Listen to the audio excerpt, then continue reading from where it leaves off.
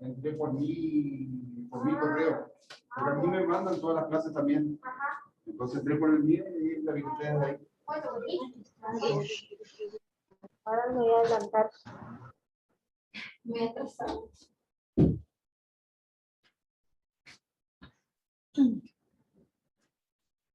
¿Cómo están, chicos? Buenas tardes. Buenas tardes. A ver cómo compartimos acá ahora. Buenas tardes, profe. ¿Cómo están? ¿Todo bien? Yo ya estoy sin voz.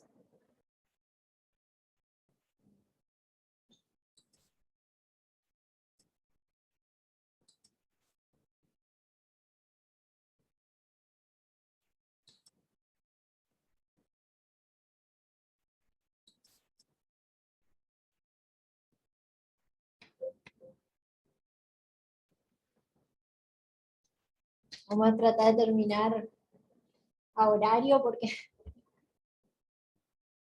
nos atrasamos con los otros chicos, pensé que no me iban a dejar, no me iba a dejar el link entrar en el siguiente horario. Bueno.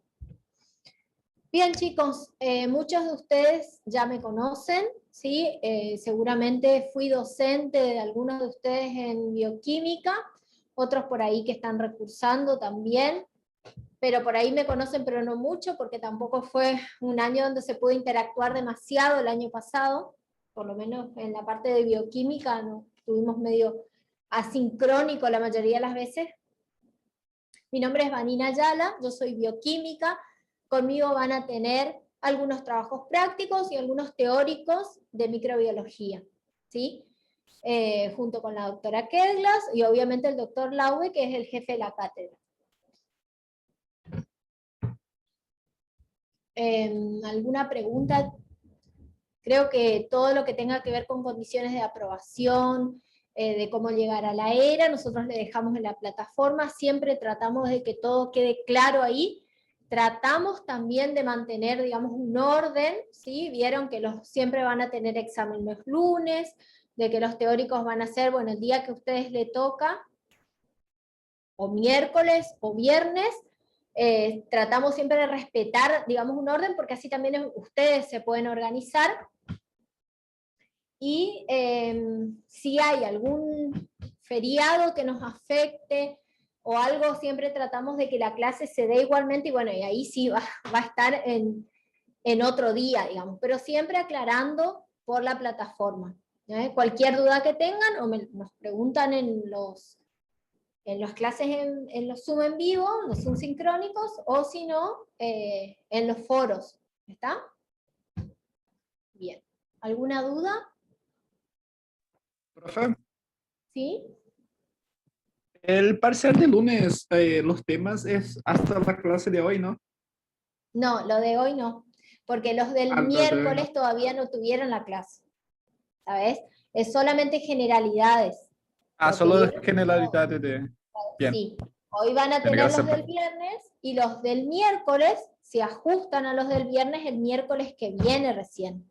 ¿Sí? Ahí después ya quedamos parejo, porque ustedes no van a tener el Viernes Santo clase, así que ahí ya quedamos parejo. Lo único que va a quedar un poquito desparejo es que los chicos que tienen clase de protozoarios el miércoles a la tarde van a tener el TP a la mañana, ¿sí? Eso no pudimos organizar.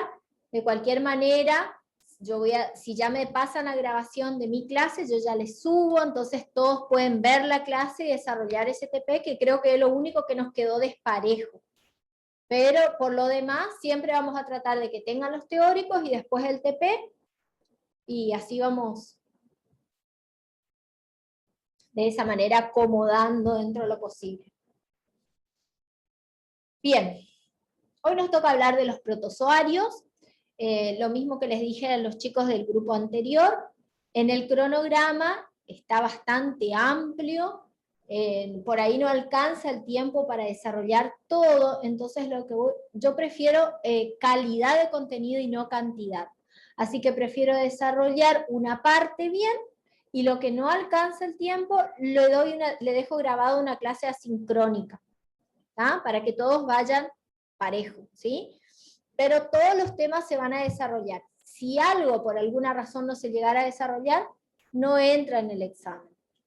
No se preocupen que lo que nosotros damos es lo que tomamos.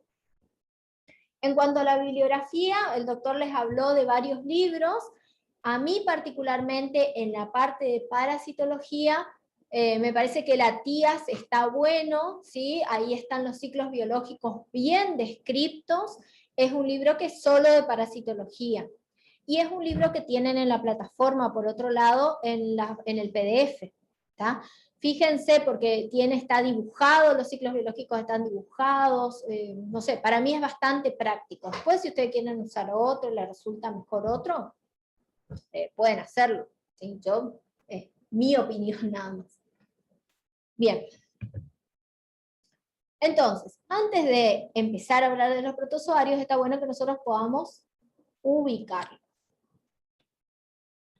¿Qué será esto acá arriba? ¿Ustedes ven esto acá arriba? ¿No? No sé qué es, por eso no sé si le doy cerrar y... No, profe, no vemos. ¿No ven esto acá arriba? No, profe. Ah, bueno. Le dejo ahí nomás entonces. Primero tenemos que entender, digamos, que cuando los individuos de diferentes poblaciones conviven, se establecen asociaciones biológicas, ¿sí? Y es decir que en realidad acá está mal la dependencia, sino que las interrelaciones entre los individuos se estudian como asociaciones biológicas, y que esas asociaciones biológicas se van a clasificar de acuerdo a el beneficio, ¿sí? Y el perjuicio que puede causar, o el no perjuicio que puede causar a esos individuos que se están relacionando. Cuando pertenecen a diferentes especies, entonces puede establecerse un mutualismo. En el caso del mutualismo, ambas especies se ven beneficiadas. Cuando hablamos del comensalismo, entonces uno de los individuos se ve beneficiado y el otro ni se beneficia ni se perjudica, ¿sí? Sería, por ejemplo, la Entamoeba coli que tenemos en el intestino, que coexiste con nosotros, a nosotros no nos genera ningún cambio, pero a ella sí, porque ella se alimenta en ese lugar. En el caso del mutualismo, un ejemplo serían algunos ciliados que existen en el intestino de rumiantes, que ayudan a degradar la celulosa y que ayudan también al rumiante a que puedan asimilarlas. Y por otro lado, otra asociación biológica que se establece es el parasitismo. En el caso del parasitismo, uno de los individuos se beneficia y el otro en realidad se ve perjudicado. Las formas de subsistencia que existen en la naturaleza son, por un lado, la predación, en el cual tenemos una presa que suele ser más pequeña que el predador. En ese caso, el predador se alimenta de la presa y bueno, termina ahí, ¿sí? Y por otro lado tenemos este tipo de relaciones que es el parasitismo, donde el parásito suele ser más pequeño que el huésped. En ese caso, el parásito tiende a intentar que el huésped permanezca en el tiempo, o sea, no busca la muerte del huésped, porque recuerden que cuando se termina ese huésped, si se llegara a morir, llega un momento en que se termina la fuente de subsistencia para el parásito. ¿Qué le quiero decir con esto? Que cuando nosotros nos encontramos con enfermedades parasitarias, por lo general estas son crónicas, ¿sí? Y lo que va perdiendo el individuo es la calidad de vida, pero no se muere de una parasitosis. Raro, con algunas excepciones. Con algunas excepciones. Entonces, en el parasitismo tenemos una asociación biológica donde uno de los integrantes se ve beneficiado y el otro se ve perjudicado. Esos parásitos pueden clasificarse, por un lado, de acuerdo al número de células que lo componen. Así hablamos de los parásitos unicelulares o protozoarios.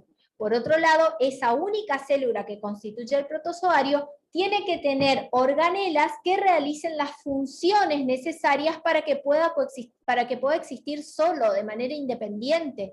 Por eso hablamos de un individuo, ¿sí? Y por otro lado tenemos los que son pluricelulares, que son aquellos que están formados por más de una célula.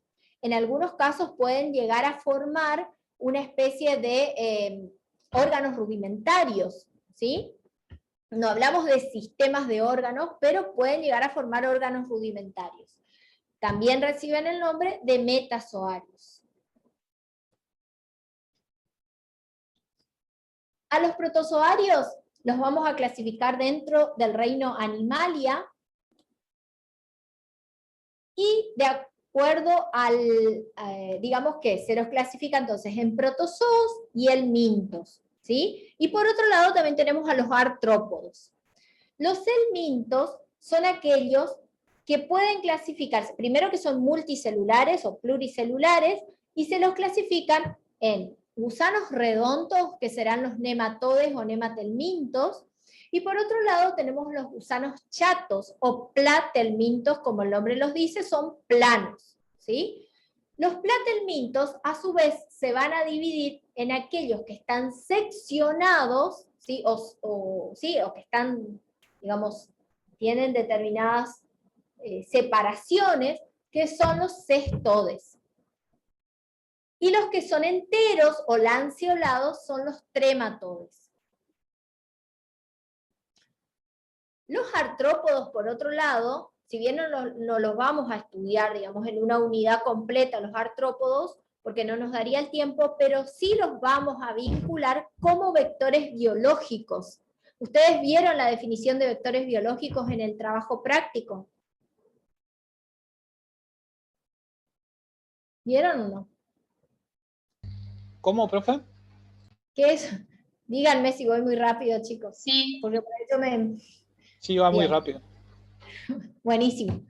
Entonces, yo les decía, ¿sí? La clasificación taxonómica de los parásitos, tenemos los protozoarios, que dejo para lo último para hablar, porque es lo que vamos a ver hoy. Tenemos los helmintos, ¿sí? Donde tenemos los que son redondos, que son los nematelmintos o nematodes, y los platelmintos son los planos. Y después tenemos los artrópodos. Los artrópodos, si bien no los vamos a describir a todos, los vamos a ir estudiando en determinados ciclos biológicos cuando estos son vectores biológicos. Vimos la definición de vectores biológicos en el trabajo práctico y por eso les preguntaba qué entienden ustedes por un vector biológico. Es el que transmite, digamos, la información, o el que transmite la información, el que transmite la enfermedad, quiere decir. Pero Por ejemplo, teníamos un el... mosquito, a garrapata. Perfecto, eso. pero eso sería un vector, porque el vector puede ser biológico o mecánico. ¿Y cuál Sí. es la El diferencia? biológico sería el que puede cumplir alguna etapa de su ciclo. El mecánico, él no cumple ninguna etapa dentro. Y el biológico sí se puede cumplir. Es indispensable el biológico para determinado ciclo. ¿Sí? Si no está el vector biológico, entonces no hay ciclo. Y el mecánico puede ser hasta un juguete, o puede ser una cuchara o un cubierto que cae al suelo y de esa manera traslada al parásito, solamente lo traslada, ¿sí? Bueno, muchos artrópodos son vectores, a veces mecánicos y muchas veces biológicos. Y ustedes van a ver que vamos a verlos justamente como vectores biológicos. Por ejemplo, los crustáceos forman parte del ciclo biológico de un cestode, que lo vamos a ver más adelante, que es el Diphyllobotrum latum. Ahí vamos a estudiar a un artrópodo, ¿sí? Pero en la clase de hoy nos toca hablar de los protozoarios. Y la clasificación de los protozoarios es de acuerdo a su movilidad, ¿sí? Fundamentalmente, porque en realidad también se lo puede clasificar de acuerdo a la reproducción y de acuerdo a la cantidad de organelas, sobre todo de los núcleos. Pero la que más me interesa y la que a usted le va a servir más es la de acuerdo a su movilidad. Y hablamos así entonces de protozoarios que pertenecen al filum Sarcomastigophora, Apicomplexa, Cialophora y Microspora. A este no lo vemos mucho porque en realidad no tenemos demasiados, digamos, casos en el hombre, pero sí los tres anteriores. También a los protozoarios los podemos clasificar de acuerdo a la localización. Así vamos a tener protozoarios que son intestinales y otros protozoarios que son hísticos, y es decir, que parasitan tejidos. Y dentro de los hísticos tenemos a los protozoarios hemáticos. Vamos a comenzar por describir los protozoarios intestinales. Bien, entonces son unicelulares, refrescando un poquito, repasando, son unicelulares, pertenecen al reino Animalia, subreino Protozoa, son eucariotas, es decir, que tienen núcleo verdadero, verdadero núcleo, verdadero, carion, núcleo, ¿sí?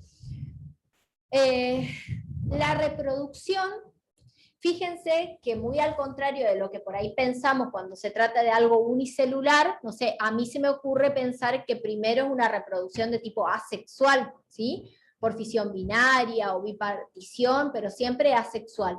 Sin embargo, existen algunos protozoarios que tienen o alternan reproducción sexual con reproducción asexual. Los medios de locomoción son variables y en eso se basa su taxonomía. Presentan una nutrición heterótrofa, que sea heterótrofa significa que son incapaces de transformar carbono inorgánico en carbono orgánico, como sí lo hacen los vegetales, ¿sí?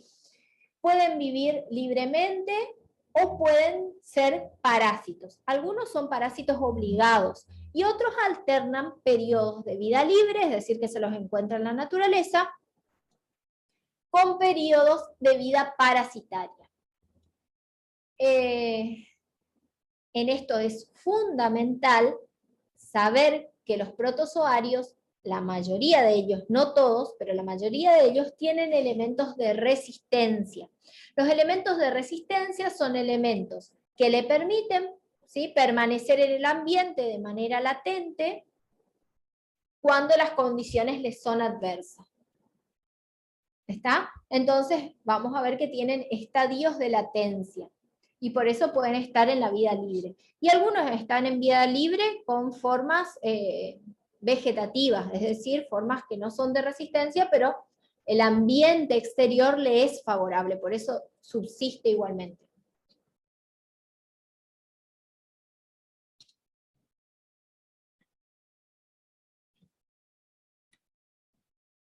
Bueno, entonces como les decía, entonces tienen estadios de resistencia. En el caso de los protozoarios, estos estadios de resistencia reciben el nombre de quistes u ooquistes. Son necesito que cambien de boca, que está todo conectado. Ah, bueno. Está todo conectado. ¿Y ellos? Llegando acá está todo conectado. Bueno, pero le voy a decir que me voy a apagar. Así que, Chicos, me voy a cambiar de aula, ¿saben? Pero demora ustedes 2 minutos. siguen ahí, pero ¿y mi pendrive? Ah, sí, exacto. Bueno, ahí me cambio. Puede cambiar de ahí, ¿no? Pues, claro, Y le va sí. pasando la imagen por ahí. Sí. ¿Cómo hago? ¿Saco, no? Sacarlo. Le conectamos ya con Matías. Para no te vayas. Espera un segundo. Por eso te dije que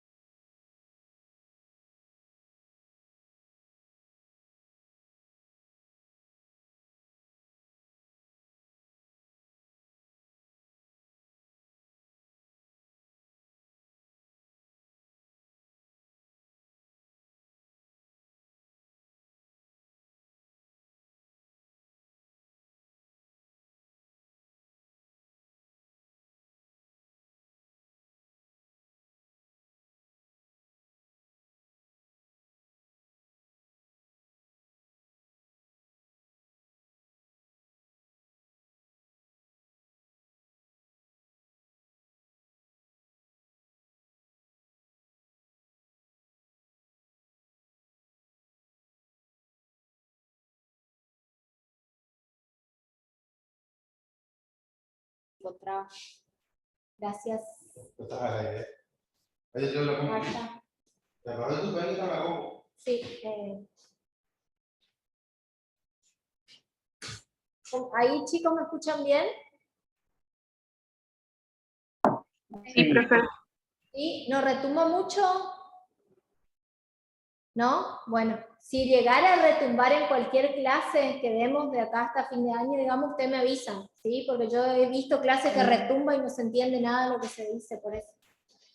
Bien, entonces seguimos acá, que me cambiaron de lugar.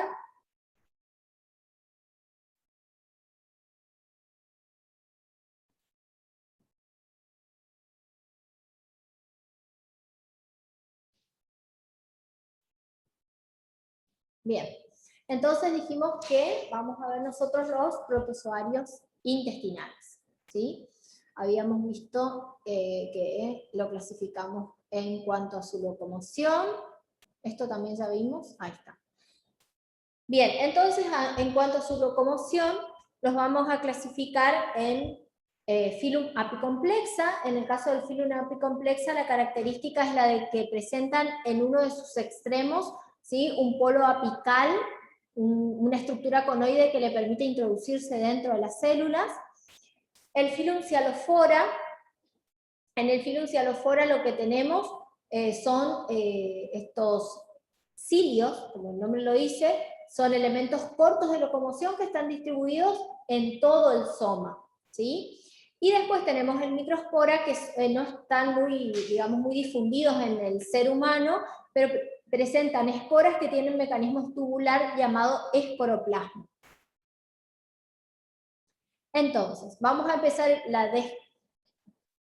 por otro lado tenemos, el sarcomastigofora. El sarcomastigofora se divide en dos. Tenemos sarcodina y mastigofora. Sarcodina se mueve mediante pseudópodos y mastigofora que se mueve mediante flagelos. Y acá tenemos algunos ejemplos, bueno, fuimos viendo ejemplos, ¿sí? En el caso del mastigofora tenemos la Giardia lamblia, que vamos a desarrollar hoy, la Trichomona vaginalis, y después otros como la Leishmania o el Trypanosoma cruzi, que también se mueven mediante flagelos. Por otro lado, sarcodina, dentro de lo que son los protozoarios intestinales, tenemos a la Entamoeba histolítica, pero hay otros comensales como la Entamoeba coli que también se mueve mediante pseudópodos. Y por otro lado también tenemos las amebas de vida libre, también se movilizan mediante pseudópodos.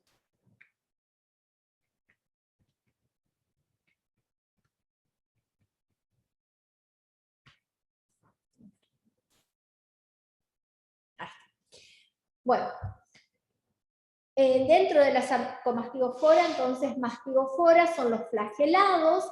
Los flagelados, además de tener flagelos, que puede ser un único flagelo o pueden ser más, ¿sí? Pueden ser pares de flagelos o varios pares de flagelos, y que presentan una membrana ondulante. Esa membrana ondulante es una continuación del citoplasma y además también se continúa con el flagelo.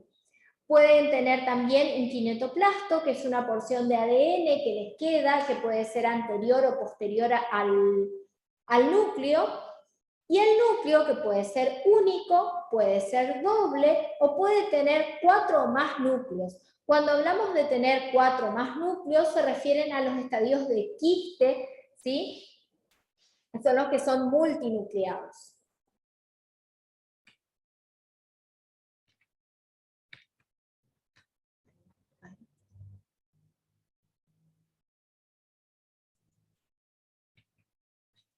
La cialofora, como decíamos anteriormente, está constituida por estos elementos de locomoción cortos, ¿sí?, que son los cilios, que están distribuidos en todo el soma, y además presentan más de un núcleo. Generalmente es un macronúcleo y un micronúcleo, ahí dice mal, pero es un macronúcleo y un micronúcleo, es decir, de manera asimétrica, y poseen un citosoma que analógicamente sería como la boca, es decir, donde introducen los nutrientes, y está conectado a un citopigio, que sería un elemento de excreción. Analógicamente podríamos decir que es como el ano. Por ese citopigio también puede producirse la conjugación. En el caso de la apicomplexa, como decíamos al principio, presentan ese cono apical, y el cono apical, esa estructura, ¿sí?, conoide, le permite introducirse dentro de las células. Entonces hace que estos, en sus estadios de trofozoitos, sean intracelulares. No se mueven en realidad, ¿sí?, sino que se introducen dentro de las células y allí ejercen su patología. Presentan un solo núcleo y alternan periodo de reproducción sexual con asexual. Disculpe, profe, dijo que son intracelulares. Sí, los trofozoitos, que ahora vamos a ver que tienen nombres puntuales, esos trofozoitos son esporozoitos o merozoitos, son intracelulares. Gracias. Bien, patógenos primarios, ¿sí? Y ahora sí, puntualizando ya en los protozoarios intestinales. Patógenos primarios son aquellos que cuando están ejercen patología, ¿sí? Tenemos enfermedades como la yardiasis, la amebiasis intestinal o la tricomoniasis, producidas por la Yardia lamblia, entamoeba histolítica y Trichomonas vaginalis. ¿Sí?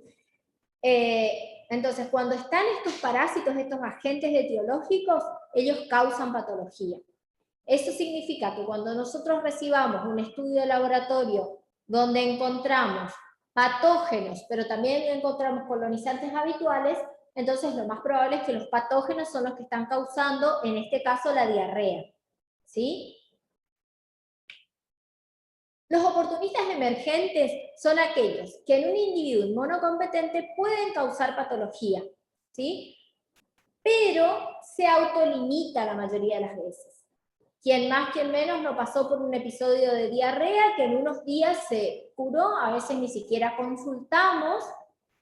Sin embargo, digamos, tuvimos al microorganismo, pero lo autorresolvimos. Ahora, ¿qué pasa con estos oportunistas en pacientes que son HIV positivos con un recuento de CD4 menor a 200 células por mililitro de sangre? A ver. Se agrava la situación. Ya tiene SIDA, tiene la patología, o sea, está inmunodeprimido. Entonces decimos ya que el paciente, como dice la compañera, tiene SIDA, ¿sí? Cuando pasa con este recuento de CD4 tan bajos y empiezan a aparecer esto que nosotros vamos a hablar mucho durante este año, que son las enfermedades marcadoras, ¿sí?, que en realidad son enfermedades, en este caso obviamente microbiológicas, porque estamos en esta materia, en las cuales en un individuo inmunocompetente se autorresuelven, pero en el individuo con SIDA puede llevar a la muerte. ¿Sí? Y ahí tenemos ejemplos como la Isospora belli, que causa una isosporosis, el Cryptosporidium parvum, que puede causar una criptosporidiosis. Ahí vamos a ver que hay otras especies de Cryptosporidium, pero que la más frecuente es el parvum.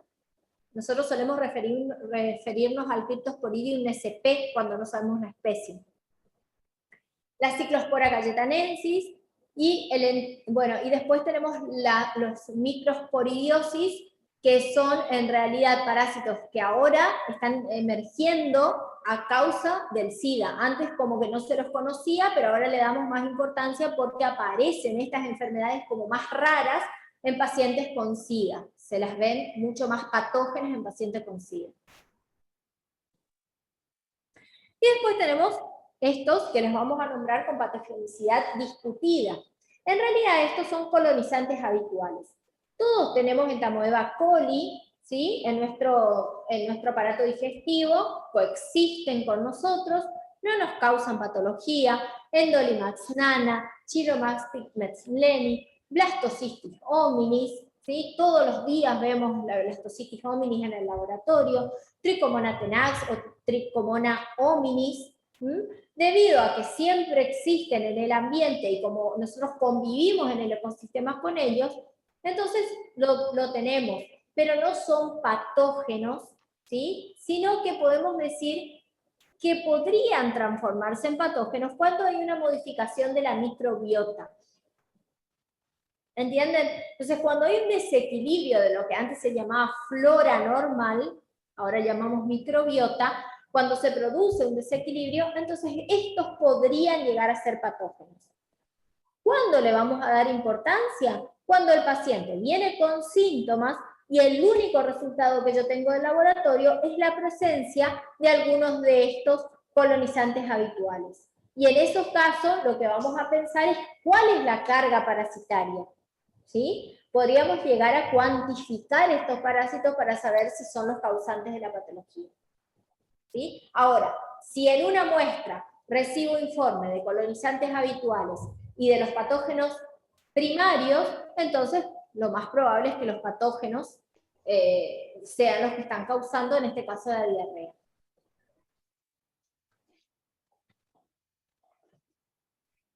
Bueno, en el caso de los protozoarios intestinales, obviamente producen diarreas, a menos que tengan una localización extraintestinal. Cuando producen diarreas, pueden ser diarreas agudas, que son aquellas que duran menos de 7 días, o diarreas prolongadas, cuando duran entre 7 y 30 días, o diarreas crónicas cuando duran más de 30 días. Piensen ustedes que si un individuo está colonizado por un patógeno durante mucho tiempo, ese individuo no se va a morir de esa parasitosis, pero lo que va a ir pasando es que va disminuyendo su calidad de vida. Y si se trata de un niño, lo que va a ir pasando es que el crecimiento en cuanto a la curva pontoestatural va a ir disminuyendo, ¿sí? No va a ser el correcto. Entonces, fíjense el perjuicio que puede causar un parásito cuando no le hacemos un diagnóstico temprano, sobre todo en niños. Profe, ¿Sí? ¿estas causas son del último que vos dijiste o de todos los parásitos? Los parásitos, a ver, preguntame de vuelta porque no entendí la pregunta. Estas causas, diarrea aguda, prolongada, ¿son de todos los parásitos que vos estabas hablando o solo de los últimos? No, son las diferentes formas en que se puede presentar, ¿sí? Ahora vamos a ir viendo cómo se presenta cada uno. Primero clasificamos los tipos de diarrea y ahora vemos cada uno en particular. Yo voy a desarrollar cada uno de los parásitos importantes, ¿sabes? No te preocupes, es esto nomás. Falta mucho todavía. Recién estamos en el inicio del... bueno, por otro lado, ¿qué significa una diarrea con deshidratación? Significa una diarrea con mucha pérdida de agua y electrolitos. ¿Sí? ¿Qué significa una diarrea malabsortiva? Es una diarrea en la cual, debido al síndrome de malabsorción, se pierden muchas grasas. Entonces lo que tenemos son heces que son voluminosas, livianas y flotan. Y además tienen un color muy claro. Entonces cuando vemos ese tipo de heces, que seguramente ustedes como médicos, las mamás le van a contar, o ustedes le tienen que preguntar, pensamos ya en una diarrea malabsortiva. Todo esto va siendo mi diagnóstico diferencial o diagnóstico presuntivo para hacer un diagnóstico diferencial. ¿Sí? Son datos importantes que le tenemos que preguntar al paciente. Cuando la diarrea es con sangre y moco, entonces vamos a hablar de diarreas disentéricas, ¿sí? Acá, el síndrome de mala absorción también se llama diarrea esteatorreica. Lo habrán visto ya en fisiología cuando vieran alguna patología. Y la diarrea disentérica es la con sangre y moco.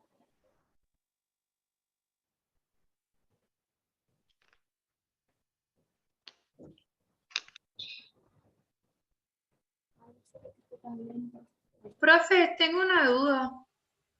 ¿Sí? A respecto de la diarrea disentérica, por ejemplo, en la entaponeba histolítica, sí o sí la diarrea de ese tipo, ¿correcto? Me dijiste que la diarrea disentérica es de la entaponeba histolítica. ¿Sí? Eso. Pero ¿por qué ese tipo? Porque, por ejemplo, presenta lesión como un botón de camisa. O sea, presenta pus también, por eso. Porque hay reacción inflamatoria. Pero no te apures, ustedes ya estuvieron leyendo, me parece genial, ¿sí? Pero vamos a ir despacito y me van preguntando a medida que vamos desarrollando. ¿Está? Bien. Por otro lado, no sé cómo está donde están ustedes. Acá diluvia, o sea que les agradezco la presencia porque está más para estar durmiendo que para estar escuchándome. Bien. Bueno, vamos a empezar entonces con la Giardia lamblia. Otras denominaciones que recibe, Giardia duodenalis o Giardia intestinalis. La Giardia lamblia, microbiológicamente o morfológicamente, tiene dos estructuras, ¿sí? Como dijimos al principio, la forma de resistencia, que es el quiste, que es este quiste ovalado. Fíjense que en el tamaño tiene entre 8 y 12 micras de largo y 7 a 10 micras de espesor. Es decir, que es un quiste que yo podría verlo porque es un tamaño mayor que el del glóbulo rojo y que tiene en su porción central un axostilo. El axostilo es una estructura birrefringente. Si ustedes miran la imagen que se mueve a mi izquierda, cuando lo muevo el micro, ¿sí? En el microscopio se ve ese axostilo. No puedo contar exactamente la cantidad de núcleos. Sé que tiene 4 núcleos, pero no los puedo contar. Pero el axostilo es fundamental porque no existe otro quiste que tenga axostilo. Entonces, si yo veo un quiste en materia fecal, es un elemento diagnóstico de certeza. ¿Sí? Por otro lado, también tenemos el trofozoito. El trofozoito es la forma vegetativa, es la forma lábil, ¿sí? Tiene una estructura piriforme, presenta 2 discos suctorios y núcleos. Y además tiene 4 pares de flagelos. En la parte media presenta un axostilo y presenta también cuerpos parabasales. Los cuerpos parabasales no se sabe muy bien la función que tiene, se cree que darían origen a los flagelos. En cuanto al núcleo, en cuanto al quiste, perdón, es tetranucleado, presenta el axostilo, los 4 núcleos, ¿sí? Y presenta también cuerpos parabasales y una membrana que es doble y que le permite subsistir ante las condiciones adversas del medio. Tal es así que el quiste puede subsistir ante la presencia del agua clorada.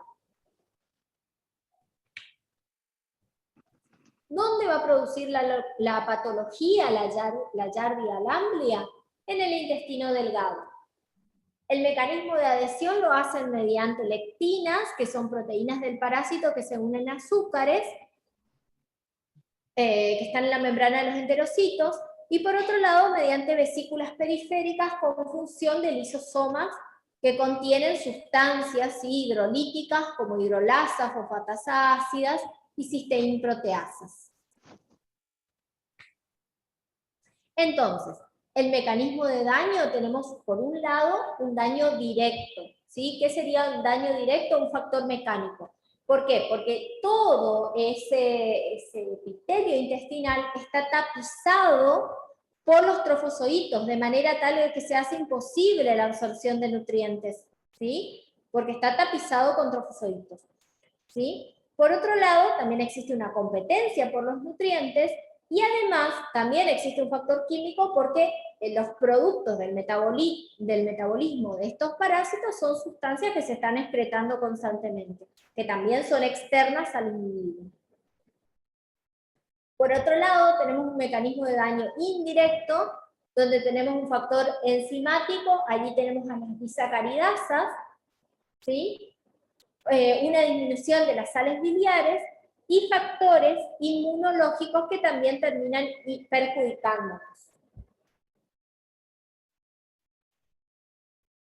Bueno, el mecanismo, si nosotros miramos acá de manera gráfica, lo que vemos es que tenemos una absorción de nutrientes a través de digamos, de los enterocitos cuando no tienen parásitos, que se da de manera correcta, pero cuando está, en este caso, la Giardia, lo que ocurre es que está bloqueando la posible absorción de nutrientes. Y por otro lado, lo que tenemos acá es que la presencia del parásito hace que los enterocitos se vayan vacuolando y esas células se terminan su función, no tienen función de absorción, entonces se eliminan, sufren apoptosis y se eliminan. En su lugar aparecen nuevas células, pero esas nuevas células no son lo maduras suficientes como para que puedan producirse una correcta absorción de nutrientes. Entonces, ¿cuáles son los factores de patogenicidad? Por un lado, la adhesión. Los trofozoitos se adhieren mediante el disco suctorio, que habíamos visto anteriormente, y mediante el flagelo que se está moviendo constantemente. Con esto se evita se evita que el peristaltismo elimine el parásito hacia el exterior. ¿Sí? Por otro lado, hay una alteración de la barrera epitelial y se pierde la función de barrera.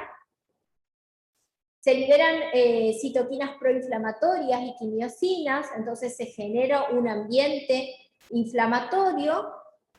Se produce apoptosis de las células, aquellas que han sido vacuoladas y que pierden funcionalidad son liberadas, ¿sí? Hay un daño celular porque se considera que también hay algunas toxinas que se liberan, eso no está bien comprobado, pero estas también podrían perjudicar. Y también tenemos que tener en cuenta que la carga parasitaria necesaria para producir patología es muy baja. Fíjense que con 10 quistes ya se puede producir enfermedad en inmunocompetentes. Imagínense lo que sería esto cuando el estado inmunológico del paciente no es el mejor, digamos, entonces en inmunosuprimidos obviamente que va a ser un cuadro mucho más grave, o en aquellos que tienen alteración en la microbiota. Profe, ¿puede repetir lo último? ¿Cómo? ¿Puede repetir lo último? ¿Lo último que dije? Sí, por favor. ¿Sí?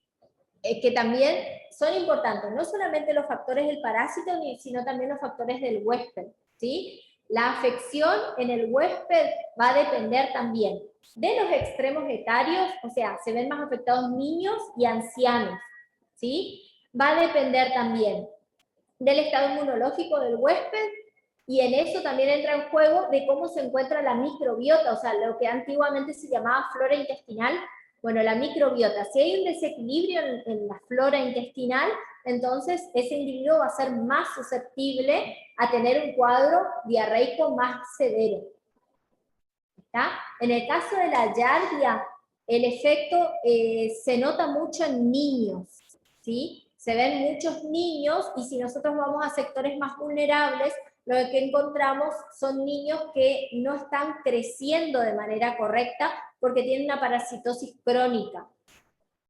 ¿Sí? ¿Contesto tu pregunta? Sí, gracias. Bueno, el ciclo biológico, ¿sí? A lo largo de los años hemos visto que los alumnos le disparan al ciclo biológico, al estudio del ciclo biológico. Yo les digo que si ustedes desde el primer día van estudiando los diferentes ciclos biológicos, le va a ser mucho más fácil, más razonado, ¿sí? el comprender cómo el microorganismo ejerce su daño, cuál es el elemento infectante, cuál es el elemento causante de la patología, cuál es el elemento diagnóstico de certeza, por la simple razón de que van viendo el recorrido que hace el microorganismo, sobre todo en el hombre, que es lo que me interesa. ¿Está? Bien. En este caso tenemos un ciclo monoxénico, es decir, un único hospedero. Si bien, tal vez en la bibliografía lo que vean es que puede afectar a otras especies, serán específicos de su especie, ¿sí? La Giardia del hombre afecta al hombre. Y lo que vemos es que los quistes van a estar en el agua y los alimentos contaminados. Por la razón de que les dije anteriormente, ¿sí? Los quistes subsisten en un ambiente desfavorable por mucho tiempo. incluso subsisten al clorado de las aguas. Entonces, una vez que ingresan por la puerta de entrada, que en este caso va a ser la boca, va a llegar al ambiente ácido del intestino, al ambiente ácido donde se libera el ácido clorhídrico, los jugos digestivos, y una vez que pasan de ese ambiente ácido a un ambiente más alcalino, que es el intestino delgado, eso genera un debilitamiento en la membrana quística que hace que se rompa. Y cuando se rompe, esto va a dar lugar a los trofosoditos. Entonces vamos a tener las formas lábiles, pero que son formas activas. Acuérdense que el quiste era una estructura latente, que yo la tenía, pero que estaba quiescente. Ahora yo tengo una estructura activa que es el trofosodito. El trofosodito se mueve, se alimenta y se reproduce, ¿sí? En esos movimientos, obviamente, que perjudican al hombre. Y ahí, cuando se está moviendo, es cuando va a adherirse a la mucosa del intestino delgado y va a producir toda la fisiopatogenia que habíamos visto anteriormente. ¿Sí? Entonces, una de esas produce un barrido de las microvellosidades, ¿sí? Destrucción de las mismas. En el intestino no se pueden absorber correctamente los nutrientes y por lo tanto la diarrea va a ser una diarrea malabsortiva, una esteatorrea. Vamos a encontrarnos con heces pastosas, malolientes, que flotan, que son de color claro, ¿sí? Debido a la pérdida de grasa por la materia fecal. El trofosodito, recuerden que no puede morir con el huésped, sino que tiene que subsistir, tiene que perpetuar su especie, y algunos de ellos por ahí no pueden adherirse correctamente, entonces deben salir al exterior. Algunos pueden salir como trofosoditos y otros van a salir como quistes también. O sea, se van a enquistar porque van entendiendo de que van a salir a un ambiente desfavorable. ¿Sí? Entonces, una vez que salen con la materia fecal, vuelvan a transformarse en elementos infectantes para otros hospederos. ¿Se entiende? ¿Y qué voy a encontrar en la materia fecal? El quiste. Por lo tanto, el quiste, como tiene el axostilo y solamente lo tiene esta estructura, entonces puede ser un elemento diagnóstico de certeza. Pero también, si apareciera el trofosodito, también sería un elemento diagnóstico de certeza. Profe, ¿Sí? entonces cuando se rompe el quiste, se da el tropozoites. Exacto. Gracias. Profe, ¿Sí? las damas primero. No siempre, o sea, siempre quedan quistes sin romperse, sería para que haya, digamos, en la materia fecal. No, puede pasar que pasen de largo, digamos, pero en la materia fecal el quiste que sale es porque el trofozoito, ¿sí? El trofozoito que por ahí no se pudo adherir correctamente, cuando va llegando a un ambiente desfavorable se enquista. Acordate que es su forma de subsistir. Se vuelve a enquistar. ¿Sí? Gracias. Profe, el axostilo, ¿qué sería? ¿Una organela? El axostilo es una estructura que delimita al parásito en dos. Funcionalmente, no sé que tenga alguna funcionalidad, sí divide al parásito en dos. Nada más, o sea, es solo para diferenciar, digamos, sí. Es una parte del citoplasma que queda como más gruesa en esa zona. Y sirve para diferenciar de las otras estructuras, de los otros parásitos. Bien. Gracias, profe. Bien. Entonces, Profe, una duda, por favor. Entonces, cuando tiene el quiste en materia fecal, ¿no está más infectado? ¿Quién no está más infectado? Vos pensás, la persona. No entra un solo quiste al organismo y pasa, son muchos. No, son muchísimos. ¿sí? Cuando nosotros tenemos pacientes con yardiasis, se encuentran, no sé, aproximadamente 4 o 5 quistes por campo. O sea, imagínate un campo, o sea, la carga parasitaria es mucha, nunca hay un paciente que tiene un. Igual, si encontramos un solo quiste, eso ya es diagnóstico, o sea. Ah, sí, gracias. Bien, entonces, el diagnóstico, ¿cómo lo vamos a hacer? Vamos a tomar como muestra las heces o la materia fecal, y la técnica que utilizamos es el coproparasitológico. El coproparasitológico puede hacerse de 2 maneras. El fresco, ¿sí? O directo, como dice algunas bibliografías, hablan de directo, es lo mismo que decir fresco, ¿sí? Y por otro lado tenemos el seriado, y otros libros hablan de concentrado, es lo mismo, ¿sí? Pero son 2 cosas distintas, el fresco y el seriado, te voy a decir yo. El fresco es una única deposición, es un poquito del tamaño de una cucharita de helado o una cereza de una única deposición, ¿sí? Entonces, una vez que el paciente junta ese poquito, lleva inmediatamente al laboratorio. Piensen ustedes que el fresco no tiene ningún tipo de conservante, así que inmediatamente empieza a descomponerse. Entonces tiene que ser analizado rápidamente. Y el seriado, por otro lado, en realidad lo que hacemos es proporcionarle al paciente un recipiente que tiene formol diluido, en el cual de todas las deposiciones que realice ese individuo, se va a juntar un poquitito, sin que sobrepase el formol. ¿Está? Cuando el paciente ya ve que sobrepasa el formol, ya está, ya es suficiente.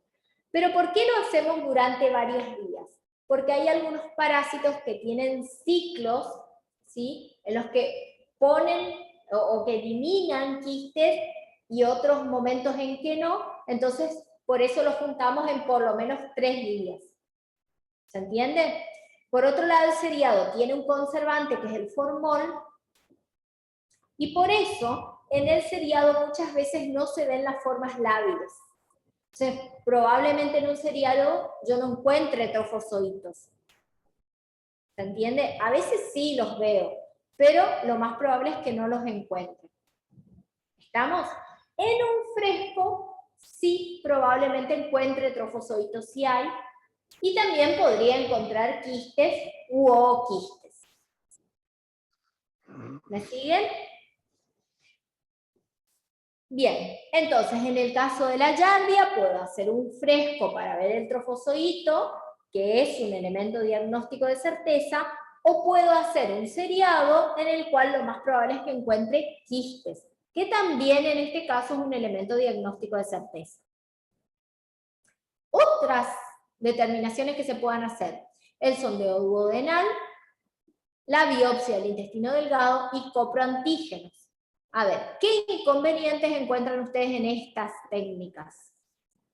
En estas últimas. ¿Quién me sabe decir? ¿Yo elegiría esto como primera opción? Son invasivos. Son invasivas. No lo elijo como primera opción. Ustedes habrán visto en el trabajo práctico de generalidades que cuando hacemos un algoritmo, cuando se hace el algoritmo diagnóstico, las técnicas de elección primero son las que no sean invasivas. Obviamente que también importa el factor económico. Si miramos estas técnicas, el coproparasitológico es súper económica, ¿sí? Lo máximo que necesito es un recipiente con formol, y no es invasiva, ¿sí? Y otro factor importante es que yo puedo ver el parásito, es decir, son técnicas directas. Las técnicas directas son siempre las de elección, siempre que sea posible. Y en parasitología muchas veces es posible hacer técnicas directas y económicas. Cuando no se pueda, yo les voy a puntualizar y ustedes mismos van a poder razonar por qué no se puede hacer. Pero en este caso, de la yardiasis, tranquilamente puedo hacer un método directo. ¿Por qué les explico esto? Porque muchas veces cuando estamos rindiendo, cuando estamos trabajando en los casos clínicos, me nombran estas otras técnicas o me nombran muy de seguido la biología molecular, PCR. A todos le quieren hacer PCR. ¿Sí? Antes, nosotros no estábamos por ahí, el que no estaba en el tema, no estaba muy interiorizado en cuanto podía salir un análisis de biología molecular, que por otro lado se le puede hacer a cualquier microorganismo. ¿Cierto? Eso es cierto. Pero con el tema del coronavirus, de muchos tuvieron que hacerse PCR para viajar a otros lugares o porque lastimosamente tuvieron la enfermedad y tal vez tuvieron que costearse ese análisis, entonces entramos a ver cuáles son los costos de la PCR. ¿Sí? Entonces, ustedes piensan que si nosotros tuviéramos que hacer diagnóstico por biología molecular a los sectores más vulnerables, ¿quedarían todos diagnosticados? ¿O qué pasaría?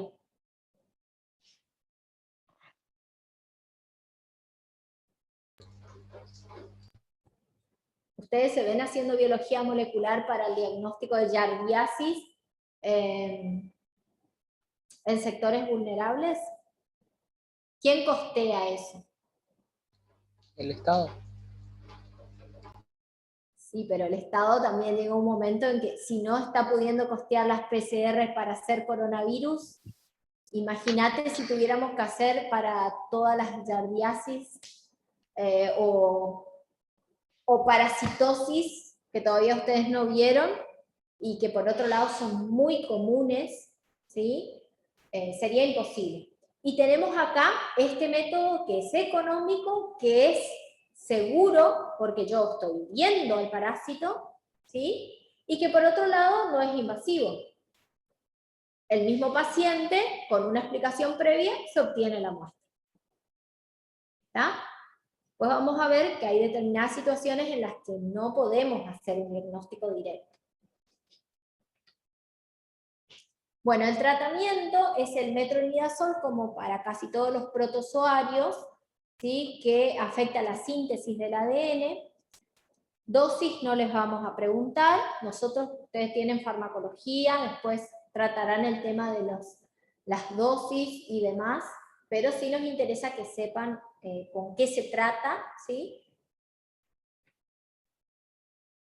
Bien, entamoeba histolítica, otro patógeno primario que causa amebiasis intestinal, que si bien hablamos de que es una parasitosis cosmopolita, en realidad más epidemiológicamente más se lo ve en las zonas de Centroamérica, de climas más tropicales, ¿sí? Acá en esta zona, en la zona de Brasil y Argentina, en Corrientes por lo menos no tenemos entamoeba entamoeba histolítica. Si hubiera, entonces tendríamos que empezar a pensar en ese paciente si no viajó a un lugar donde es zona endémica, ¿sí? Ahí es importante todas las preguntas, toda la anamnesis que nosotros hagamos con ese paciente. En cuanto a las características microbiológicas, vemos un quiste tetranucleado. Anteriormente podemos tener estadios de prequistes con menos núcleos, pero el infectante es el quiste tetranucleado. Y por otro lado tenemos el trofozoito. Fíjense que el tamaño es bastante, igual es microscópico, ¿no? Pero si comparamos con un glóbulo rojo es bastante grande, tiene esta estructura amorfa que tienen todas las amebas y presenta un núcleo. En el caso de la entamoeba histolítica, como se alimenta de glóbulos rojos, es frecuente encontrar los glóbulos rojos en el interior. Tenemos otras entamoebas, como la entamoeba dispar, que se alimentan de bacterias, ¿sí? Pero esta se alimenta de glóbulos rojos. Por eso, cuando encontramos el trofozoito en materia fecal con la eritrofagia, es un elemento diagnóstico de certeza.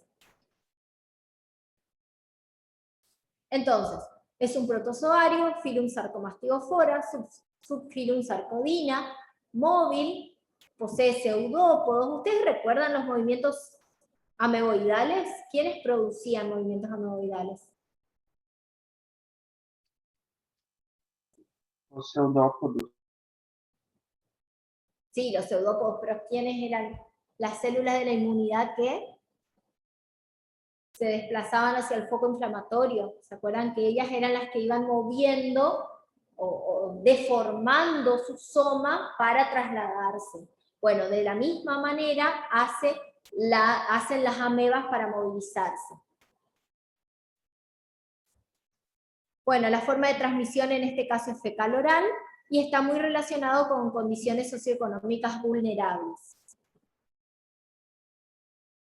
Bien, y ahora vamos al ciclo biológico.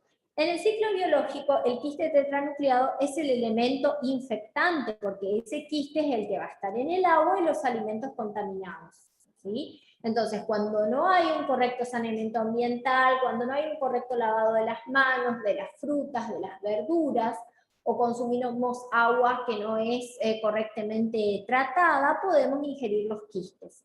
Esos quistes, de igual manera como ocurría con la giardia, por la acción de los jugos digestivos y el ácido clorhídrico van debilitándose, y estos se liberan en el intestino delgado previa división nuclear, ¿sí? Entonces, vamos a tener un quiste tetranucleado que va a dar lugar a 8 trofozoitos.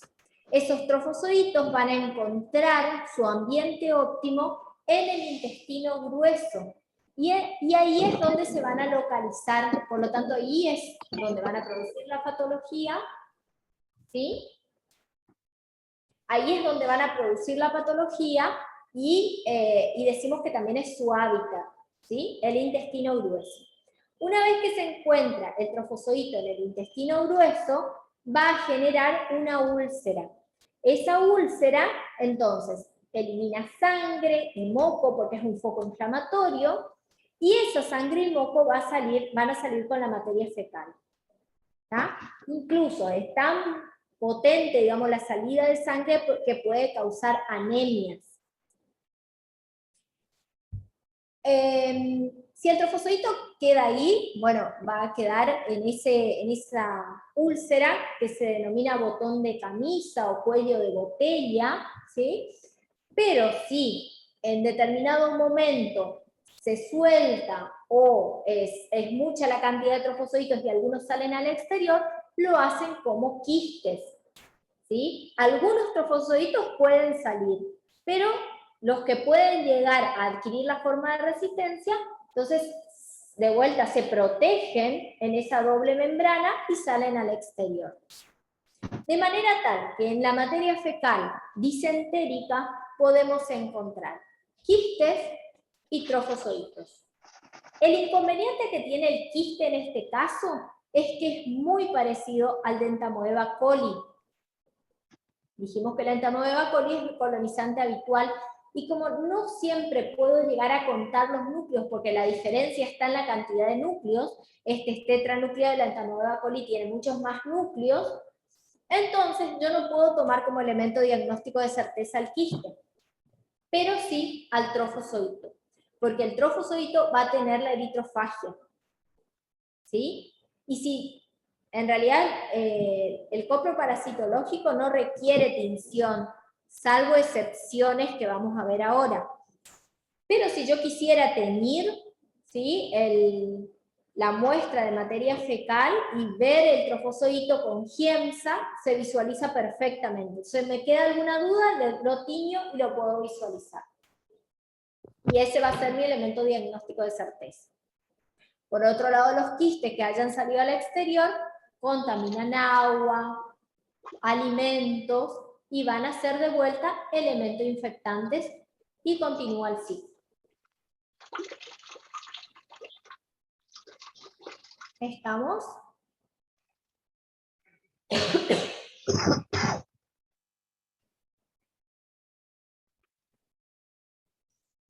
Bueno, el mecanismo de daño se da por la red. Acuérdense los micrófonos de apagar, por favor.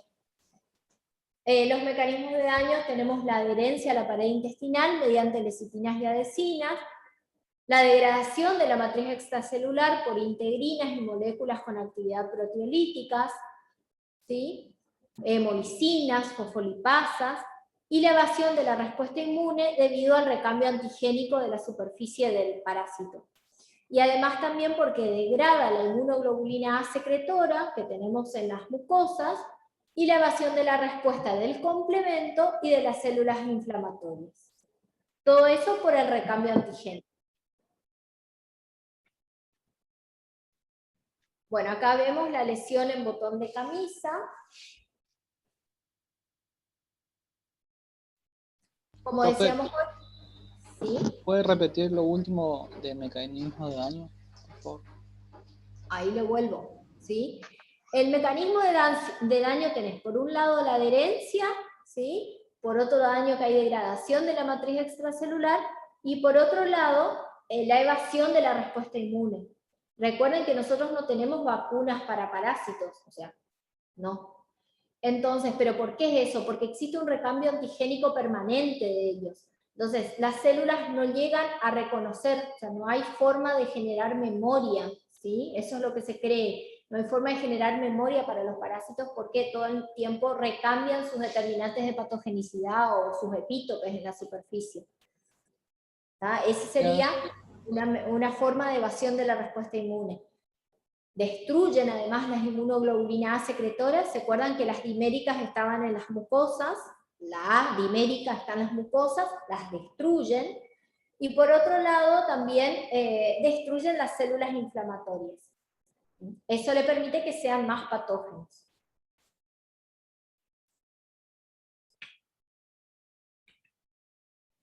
Bueno, como decíamos entonces, el diagnóstico se va a hacer con la materia fecal, que por otro lado, algo que tiene que hacer a mi diagnóstico presuntivo es que es una materia fecal disentérica. Eso no piensen, chicos, que ustedes van a pensar inmediatamente en la entamoeba histolítica. Hoy van a pensar en eso, hasta que se acuesten a dormir, y cuando la semana que viene vean otro microorganismo que produce también diarrea disentérica, se van a olvidar de la entamoeba histolítica. ¿Sí? Lo que tienen que pensar en realidad es que ustedes están estudiando una carrera en la cual tienen que pensar en todo junto. ¿Sí? Hoy van a pensar en microbiología, pero cuando la semana que viene vean otra materia, seguramente van a pensar en cáncer de colon, cuando vean una materia fecal disentérica. ¿Sí? Y en realidad lo que tienen que hacer es pensar en todo junto. Por eso es tan importante la epidemiología y la anamnesis del paciente, porque así ustedes van a ir descartando algunas cosas y se van a ir quedando con otras posibilidades, y en definitiva van a tener que hacer un diagnóstico diferencial, porque no es que van a descartar todo de una, porque ninguno de nosotros es adivino, ¿sí? Pero se va a terminar quedando con 4 o 5 cosas, y por ahí, ¿sí? Dentro de esas cosas, de acuerdo a la epidemiología y la anamnesis de ese paciente, está la entamoeba histolítica. ¿Sí? Pero es muy importante entonces que piensen en su paciente, cómo llega el paciente, a dónde viajó, cuántos años tiene, cómo es la diarrea. ¿Mm? Bien, entonces, en el coproparasitológico seriado buscamos quistes, aunque eso no es un diagnóstico de certeza, y en el fresco sí voy a buscar el trofozoito, y ese sí será mi elemento diagnóstico de certeza.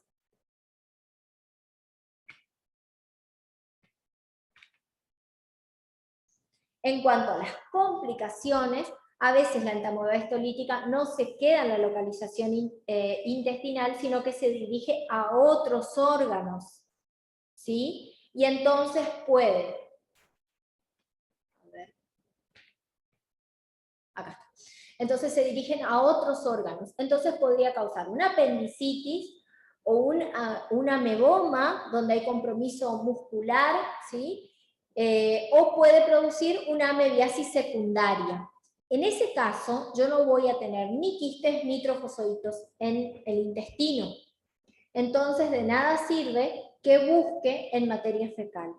Y ahí nos encontramos en una situación donde yo tengo que recurrir a un método indirecto, es decir, a la búsqueda de anticuerpos por serología.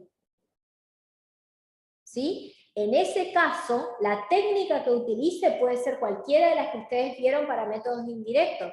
ELISA indirecto, puede ser un IRMA, ¿sí? Puede ser una hemaglutinación, el elemento diagnóstico de certeza van a ser los anticuerpos. El elemento diagnóstico de certeza es lo que yo busco, ¿sí?, en esa muestra donde le realizo una técnica adecuada. ¿Cuál va a ser mi muestra? A ver ustedes. ¿Cuál va a ser la muestra cuando es extraintestinal? Sangre. No entendí. Sangre. Sangre o suero, ¿sí? Ser sangre o suero donde yo le aplico una técnica adecuada, que puede ser el ELISA, ¿sí? Y el elemento diagnóstico van a ser los anticuerpos.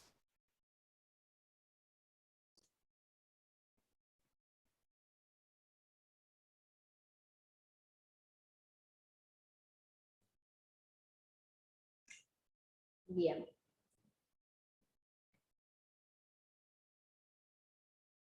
Bueno, el tratamiento del metronidazol, como los otros protozoarios. ¿Tá? Vamos a pasar ahora a la Trichomona vaginalis, es un protozoario que no es intestinal, pero es un protozoario del aparato genitourinario, entonces también los estudiamos acá, porque si no quedaría solita. La Trichomona vaginalis produce una enfermedad que se denomina trichomoniasis. Recuerden, siempre el agente etiológico es el parásito en este caso, ¿sí? Y produce una determinada patología. La patología se llama trichomoniasis. Bueno, entonces, pertenecen al filum Sarcomastigofora, subfilum Mastigofora, orden Trichomonádida. Y acá tenemos a la Trichomona vaginalis, pero tenemos también a la Trichomona tenax y a la Trichomona hominis. Si tenax es de la boca, se lo encuentra en la boca, y hominis en el aparato digestivo, pero son colonizantes. En cuanto a las características microbiológicas, tienen una forma piriforme, ¿sí? Presentan también un único flagelo posterior y un par de flagelos anteriores, un núcleo y una membrana ondulante. Esa membrana ondulante no estaba en la Giardia, ¿se acuerdan? Pero sí lo tiene la Trichomona. Presenta también axostilo y un citoplasma sideróforo. Es decir, que es capaz de captar hierro. Acá tenemos una imagen de la Trichomona, como se la suele ver en un exudado vaginal.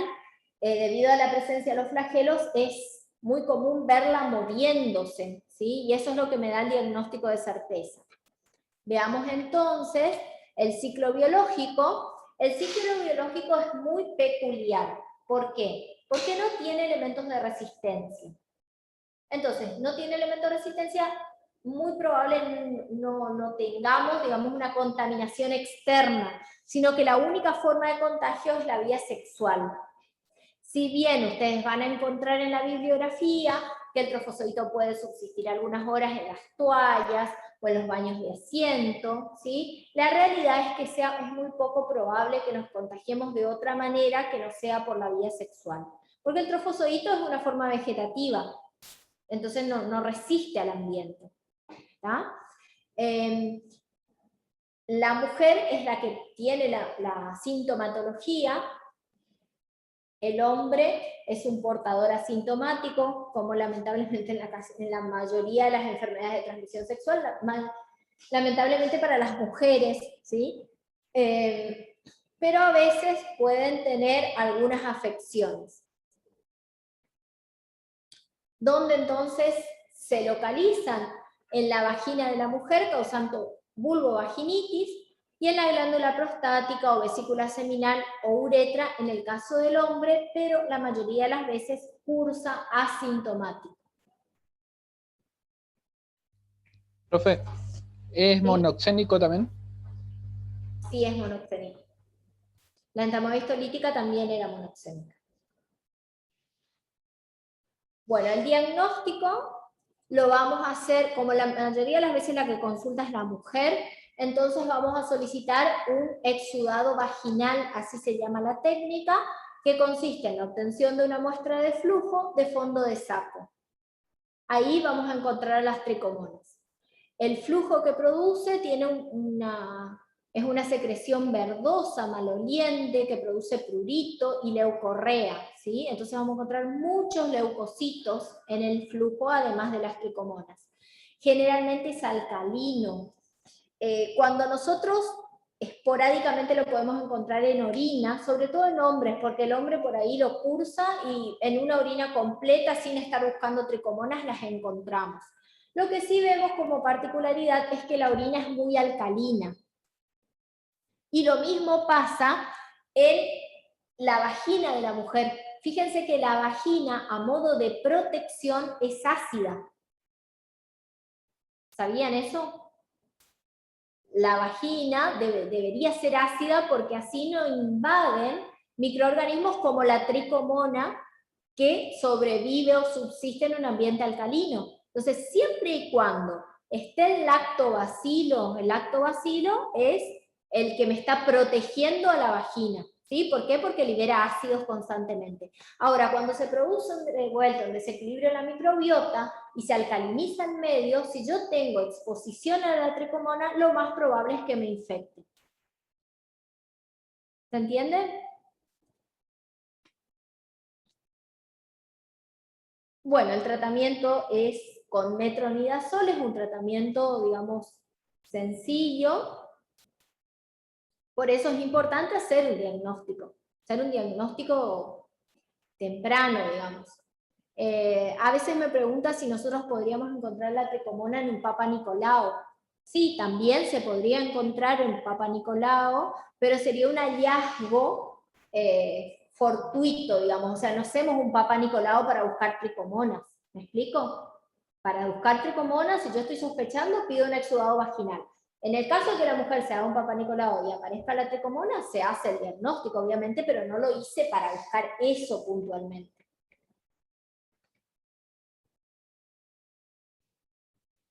¿Estamos?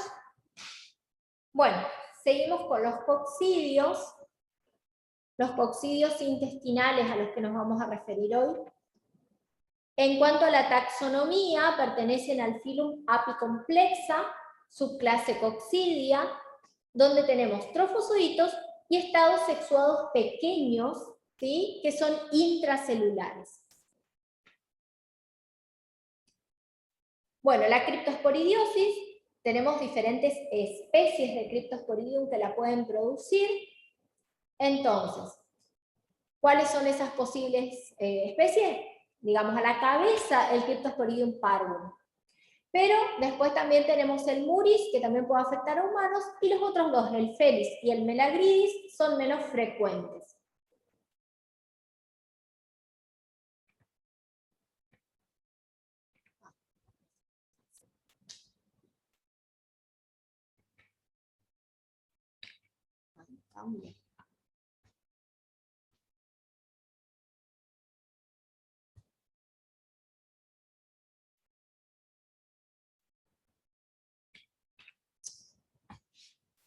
No sé qué le pasó.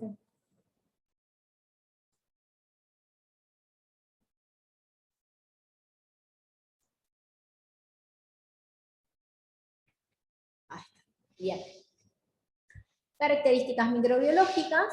Tenemos un ooquiste que tiene de 4 a 6 micras y contiene 4 esporozoitos en su interior. Y tenemos los trofozoitos que reciben, en este caso, distintos nombres.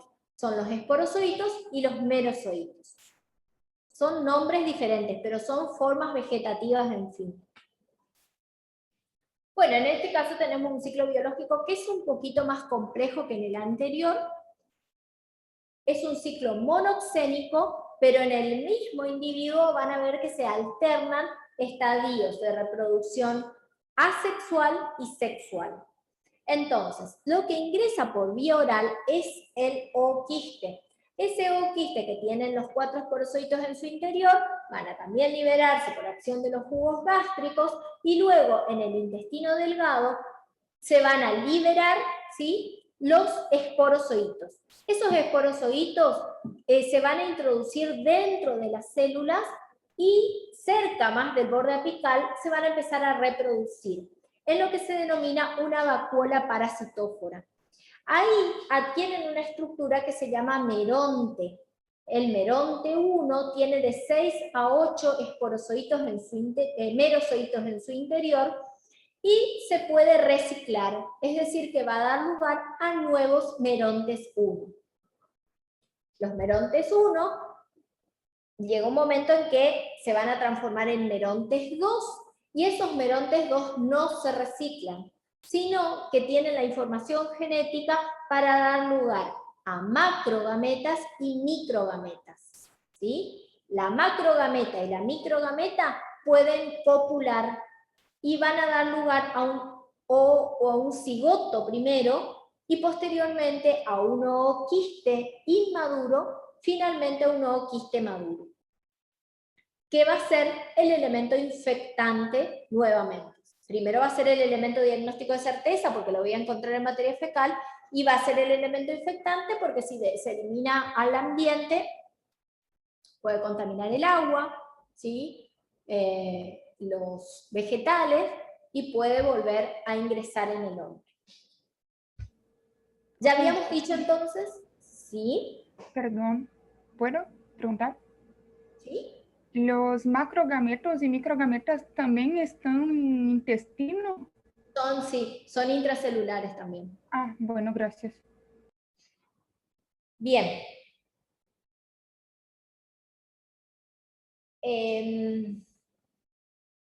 No sé, me perdí.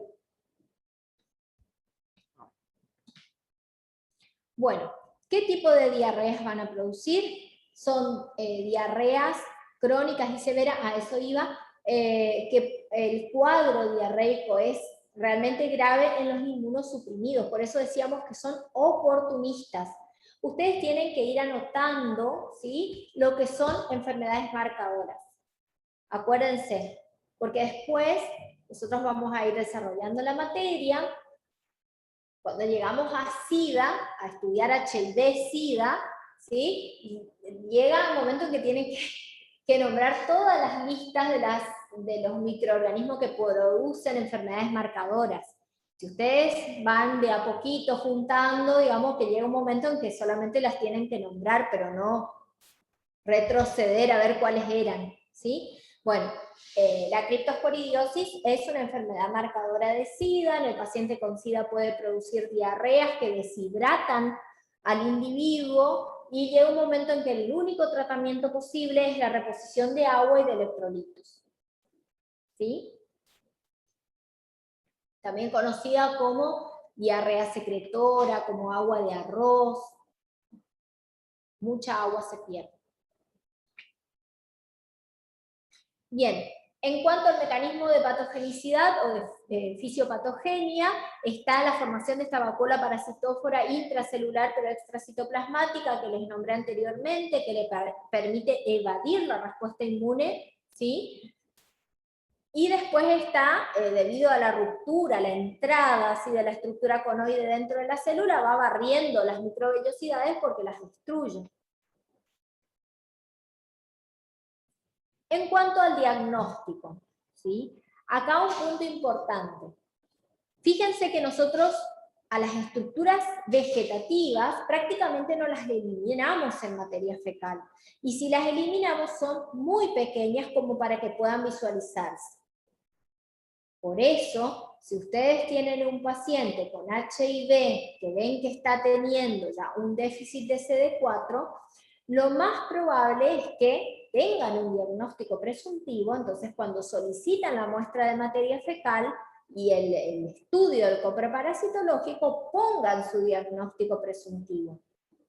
¿Sí? ¿Por qué? Porque el bioquímico, ante el diagnóstico presuntivo, ¿qué va a hacer? Va a colorear las heces. Habíamos dicho que nosotros no coloreamos las heces de rutina, solamente cuando sospechamos algo. Pero si me dicen que probablemente se trata de una criptosporidiosis, yo las voy a colorear porque sé que los ooquistes son muy chiquitos y si no las coloreo no los voy a ver. La coloración que se elige es esta coloración ácido alcohol resistente que se denomina coloración de Ciel-Nielsen. La vamos a ver después en bacteriología y en algunas micosis también, ¿sí? Y lo que vamos a ver es un fondo azul y los ooquistes arriba de color rojo. ¿Está? Y por otro lado, en un seriado, no en un fresco, porque el seriado es el que me permite, digamos, ver cuando es justo, por ahí yo agarro justo cuando el parásito elimina los ooquistes. Si le pido una sola muestra, puede ser que no lo vea.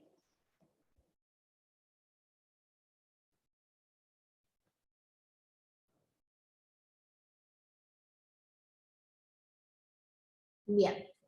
Acá les establezco nada más que una comparación.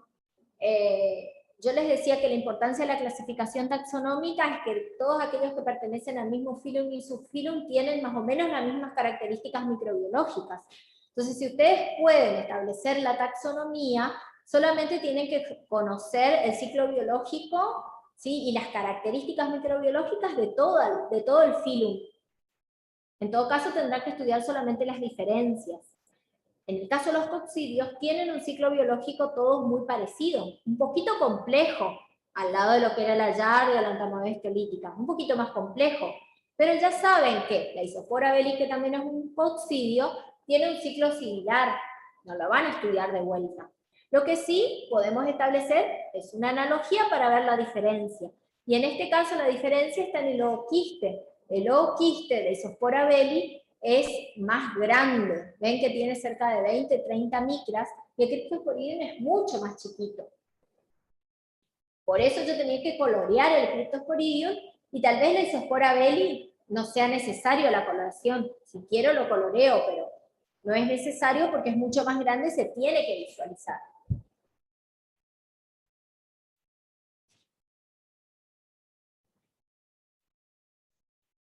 Bueno, me parece que la próxima voy a dar parada con un pizarrón porque ya me estoy... Esto de estar sentada así no es para mí, parece. Bueno, seguimos entonces. Tenemos a los ciliados. Los ciliados, ¿sí? Ya dijimos cuál es su elemento de locomoción, la presencia de todos estos fragmentos cortos en la superficie del soma, y dentro de los ciliados, el de importancia es el Balantidium coli. ¿Sí? Acá tenemos el Filum Cyalophora. Presentan un quiste entre 40 y 60 micras, pero también tienen un trofozoito. Ese trofozoito es mucho más grande, dentro de los protozoarios debe ser el de mayor tamaño, es decir, que si está presente, y hicimos bien la toma de muestra y la técnica, seguramente lo vamos a ver. Y tienen, entonces, además de los cilios, presentan un citopigio y un citosoma, ¿sí? Que sería como la boca y el ano, y eso están unidos, así que hace la función de aparato digestivo. Presenta también un macronúcleo y un micronúcleo, es decir, que es binucleado, pero son asimétricos. Es una zoonosis, en este caso, el hospedero... Profe, ¿sí? ¿y el citofarinx sería entonces solo una comunicación entre el Es el aparato, sería el aparato del tubo digestivo. ¿Sí? Porque están unidos. Bien, gracias. Están unidos. Bueno, es una zoonosis, entonces, en este caso, el hombre es un hospedero accidental. El hospedero habitual es el cerdo, ¿sí? Habían visto ustedes en la clase de generalidades que el hospedero accidental de manera fortuita se introduce en el ciclo biológico y hace las veces de hospedero habitual. Pero si no está el hospedero accidental, igualmente ocurre ciclo biológico. Entonces este es heteroxénico, ¿no? Es monoxénico. También. El diagnóstico, a ver, ¿qué más era que le tenía que decir? Es que la materia fecal en este caso también es disentérica, y es por eso que puede ser que tengamos que hacer un diagnóstico diferencial si solamente tenemos el dato de la materia fecal, ¿no? Con la entamoeba histolítica, obviamente con otras bacterias que también causan disentería. Pero recuerden ustedes que acá un papel muy importante lo juega la epidemiología. ¿Sí? En este caso seguramente tendré que pensar en qué momento se contagió el paciente, entonces tiene que haber alguna relación con el cerdo. ¿Me explico? En cuanto a su actividad laboral, o no sé, o a la cercanía a un lugar donde se cuiden cerdos para que se pueda haber contagiado. Por eso tampoco es muy frecuente este tipo de enfermedad. Bueno, el tratamiento, como hay un poco más de resistencia al metronidazol, entonces podemos utilizar las tetraciclinas y los derivados del metronidazol.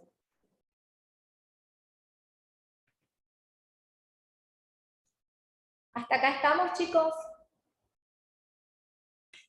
¿Sí? Me queda un ratito, vamos a darle unos minutos a las amebas de vida libre. Las amebas de vida libre, ¿sí? Recuerden que vimos la entamoeba histolítica, que es una ameba intestinal. Las amebas de vida libre, en realidad, ellas existen en la naturaleza y podrían existir sin el hombre tranquilamente. Por lo general en el polvo, en las aguas, están las amebas de vida libre. Ahora, cuando accidentalmente afectan al hombre, no es que sea una situación también agradable, digamos, para la ameba, ¿sí? Sino que en realidad es desfavorable para ella también, e intenta subsistir en ese entorno que se le generó. Entonces, bueno, son protozoarios, pertenecen al subfilum Sarcomastigofora, Sarcodina el filum, subclase Lobosea, clase Rhizopoda. Bueno, y acá tenemos a la Gymnamoeba, que son amebas desnudas. El orden 1, que es la Amoébida, al cual pertenece la Acantamoeba, ¿sí? Hay diferentes especies, ¿sí? Podemos decir Acantamoeba sp. Y por otro lado tenemos el orden 2, donde tenemos la Schizopirenida, donde tenemos a la Nailheria fowleri como el representante, digamos, más importante para el hombre. ¿Dónde lo vamos a encontrar? La distribución en realidad es mundial, pero están en los ambientes acuáticos sobre todo. Y en realidad soporta diferentes tipos de aguas, de concentraciones de salinidad. Lo podemos encontrar en piscinas, pero también lo podemos encontrar en estanques y lo podemos encontrar en condiciones de 5 a 30% de salinidad, o sea, en el océano también la podemos encontrar a estas amebas de vida libre. Y también en el polvo atmosférico. Ellas, digamos, pueden estar en la naturaleza, es más, su hábitat ideal sería que estén en la naturaleza, como dijimos, accidentalmente parasitan al hombre. En cuanto a la Nailheria fowleri, las características microbiológicas, acá voy a hacer, digamos, una diferenciación con las anteriores. Fíjense que tenemos un estadio de trofozoito que es una ameba con pseudópodos, como lo que estuvimos viendo anteriormente, pero tenemos un estadio en el cual la ameba además tiene flagelos, es una ameba flagelada. Y obviamente tiene su quiste porque también tiene algunas situaciones donde las condiciones le son adversas, y entonces que tiene que ver sobre todo con la temperatura, temperaturas muy, muy altas, y entonces se debe enquistar. Bien, acá no me gusta mucho hablar de ciclo biológico, ¿sí? Porque en realidad, como no es, digamos, una situación tan... es como que los dos se ven perjudicados en realidad, lo que ocurre es que la ameba va a quedar localizada en un lugar y no va a salir de ahí, entonces no hay ciclo. Entonces, debido al estar en contacto con estas aguas contaminadas, va a ingresar, ¿sí? La forma quística, en este caso la mayoría de las veces, que es el elemento infectante, y van a ser captadas por las células olfatorias. Atraviesan la lámina cribosa y se van a localizar en el sistema nervioso central. ¿Sí? Ahí pueden producir necrosis hemorrágica y pueden causar meningitis a mediana primaria o encefalitis granulomatosa a mediana. Es un cuadro, la verdad, muy sombrío. El paciente no tiene un buen pronóstico, además de que es de evolución rápida, es de difícil diagnóstico, porque en realidad no la pensamos de rutina. ¿Sí? Hace poco hubo una muerte en Argentina y es como que salió en todos los diarios porque no es muy frecuente. Ahora, hay que pensarlo, ¿sí? Y muchas veces es importante porque tenemos que hacer diagnósticos diferenciales cuando las meningitis, que son más frecuentes, no se dan, o sea, no las puedo diagnosticar o las descarto, entonces voy descartando las virósicas y bueno, resulta que se trataba de este tipo de meningitis. Pero tengo que pensarla. A veces el diagnóstico se hace post-mortem. Bueno, ¿dónde se lo va a encontrar? Como decíamos anteriormente, en las aguas contaminadas, ingresa por las fosas nasales y se localiza en el cerebro y en las meninges. El elemento causante de la patología es el trofozoito y el elemento diagnóstico de certeza es el trofozoito cuando yo pueda hacer una biopsia o una autopsia, o en el caso de que a veces lo que ocurre es que hay varios casos en un lugar. El primero se diagnostica post-mortem y después, bueno, cuando empiezan a aparecer otros, entonces empezamos a buscar y por ahí lo detectamos de manera más temprana y se hace una toma de muestra de líquido cefalorraquídeo donde se ven las amebas.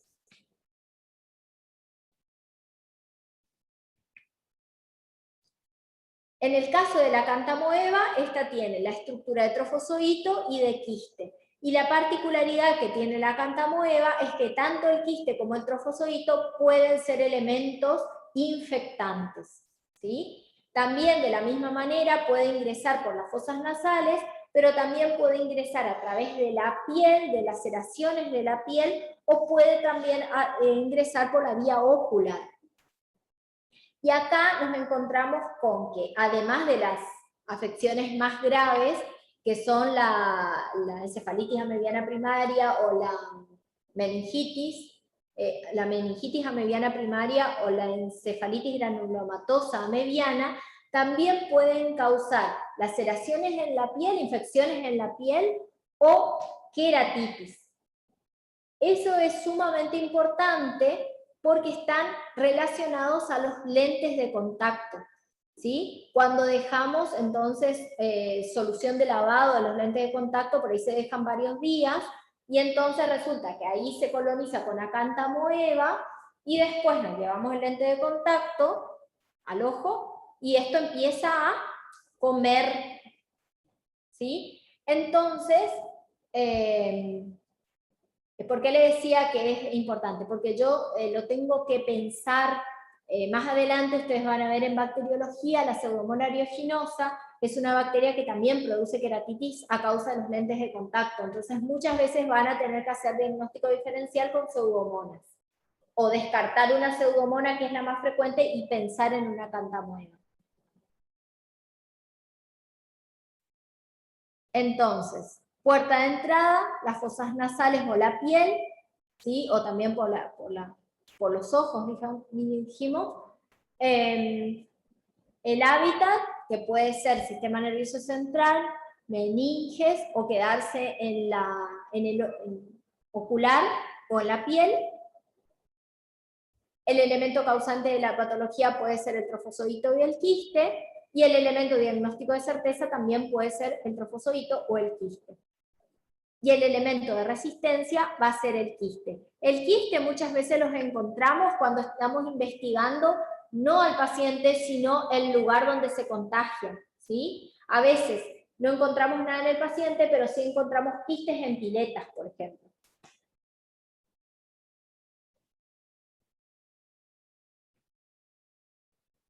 Bueno, acá tenemos una queratitis por acantamoeba.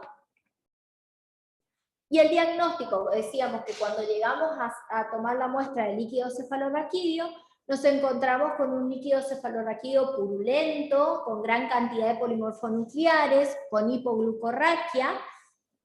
Obviamente que vamos a hacer un diagnóstico diferencial porque lo primero que vamos a pensar es en una meningitis bacteriana o virósica, y resulta que ante ese diagnóstico diferencial hacemos una coloración con GEMSA y nos encontramos con que vemos las amebas, ¿sí? Y ese sería el diagnóstico de que es una amebiasis y no una de las frecuentes bacterianas. El tratamiento es mucho más enérgico, incluso a veces son resistentes a la anfotericina B. Miconazol, clotrimoxazol, rifampicina, pero se han encontrado resistencias a anfotericina B, entonces se pueden utilizar algunos derivados de sulfas. Bien, entonces, justo sobre la hora, ¿sí? Vamos a hacer como un repaso.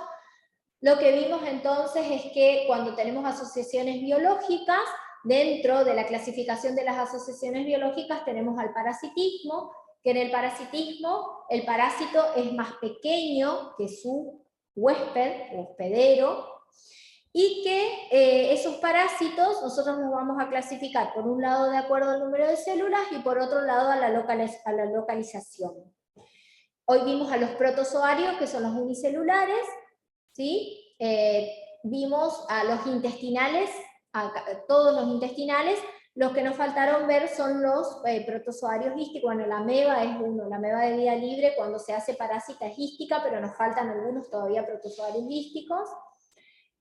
Y en cuanto a los protozoarios intestinales, que es importante la clasificación de acuerdo a la movilización, que es importante conocer el ciclo biológico, porque el ciclo biológico me va a permitir saber cuál es el elemento infectante, el elemento causante de la patología y el elemento diagnóstico de certeza, ¿sí? Y por otro lado que también, bueno, conocer las características de la materia fecal me va a servir para hacer un diagnóstico presuntivo y también un diagnóstico diferencial. ¿Está? Y por otro lado también vimos la tricomona vaginalis. Recuerden, la mujer siempre, la mayoría de las veces es la que consulta, y ¿cómo consulta? Por un flujo con prurito, maloliente, con leucorrea, ¿sí? A veces tiene dispareunia. Ustedes se van a encontrar con otros microorganismos que producen flujo y por lo tanto también más adelante van a tener que hacer diagnóstico diferencial, entonces vayan fijando las características de este flujo y cuál es la muestra que se solicita, ¿sí? Y por otro lado vimos la ameba de vida libre, las amebas de vida libre que son estos, digamos, microorganismos que no necesariamente son parásitos, sino que accidentalmente se encuentran con el hombre y tratan de subsistir en ese ambiente que también le es adverso, no solamente al hombre, sino que a ella misma. Y bueno, y por eso tampoco encontramos un ciclo que se cierre en el caso de la ameba de vida libre, sino que ella queda en una localización a nivel del sistema nervioso central y allí termina, digamos, ¿sí? Su existencia, en ese hospedero. ¿Está? Bueno, ¿alguna pregunta, chicos? Todas. ¿Este Power será que no podría subir, profesora? Lo vamos a subir, y también la grabación, ¿saben? La vamos a subir. Muchas gracias. El doctor Laube va a dar la clase también. Yo no sé si él se va a extender con los otros, a mí no me dio el tiempo y tampoco les iba a llenar de tanta información. Como les decía, si no alcanza, lo que falta lo damos grabado. Igual subimos la clase de él y subimos también la clase que se da el viernes, ¿sí? Ustedes miran los dos, en todo caso, seguramente él tendrá más datos epidemiológicos y por ahí nosotros tenemos más datos de lo que es diagnóstico, pero por la especialidad que cada uno tiene nada más, ¿sí? Él es infectólogo, yo soy bioquímica, entonces yo voy más para la parte de diagnóstico, pero el tema es que después se complementan, ¿sí? Y bueno, y la clase de protozoarios la vamos a ver el miércoles de la semana que viene a las 10 de la mañana. Los casos clínicos van a estar el lunes a su disposición. Así que terminan de rendir el examen y se ponen a hacer los casos clínicos. Profe, una consulta. ¿El parcial viene de Buenos Aires, digamos, lo hace el doctor Laue o ¿Cuál hacen parcial? ¿Cuál parcial? el parcialito o la era, mejor dicho? Pero ¿y en qué cambia? Porque Cambiaría para mí la visión más bioquímica o la visión más epidemiológica, como dijo usted. Pero no, es indistinto. O sea, el examen lo hacemos en realidad entre todos. Algunas preguntas de Buenos Aires, otras las ponemos nosotras. Y en definitiva después vas a tener un examen oral que no sabes quién te va a tocar. ¿Sabes? Así que no, en realidad lo hacemos entre todos, esa es la realidad. Sí, esa era la pregunta. Gracias. Profe, ¿cómo va a ser el tema de la asistencia? Bien, la asistencia es un tema. Bueno, yo en este sentido tengo una postura. Sé que Berelia le toma la asistencia a los teóricos. Los trabajos prácticos por Zoom fueron una decisión de la cátedra. Nosotras, en realidad acá en Santo Tomé, nosotras pedimos para hacer un Zoom sincrónico porque nos resultó muy efectivo a fin de año, ya del año pasado. No lo dimos así todo el año, pero cuando lo dimos nos dimos cuenta que era lo mejor, porque hay otra interacción. Mi postura es que nosotros tenemos que generar la necesidad de que ustedes vean los teóricos y los prácticos. ¿Sí? La asistencia se tiene que tomar porque les vamos a tomar con los trabajos que ustedes entreguen en la plataforma. ¿Estamos? Pero que ustedes estén del otro lado o que no estén y que tengan el micrófono y la cámara apagado y tal vez ni siquiera estén ahí, a mí la verdad que si están, genial. Si no están, tampoco nos sirve. O sea, le podemos poner un presente que no me sirve a mí ni les sirve a ustedes. Y es más, capaz que le quita ancha banda, no sé cómo funciona esto, pero al que tal vez sí quiere estar ahí. Entonces, ¿con qué le quiero decir con esto? Que yo quiero que ustedes sientan la necesidad de ver el teórico, o que les sirva ver el teórico, o que les sirva ver la resolución de casos clínicos. ¿Entienden? ¿Sí? Que no sea una obligación. Si ustedes ven que ven con el libro y estudian el libro y les sirve y que ahí ya está todo, genial, ¿sí?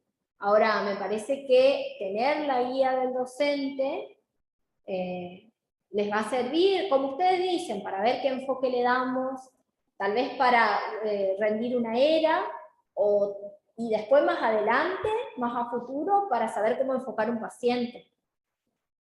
¿Sí?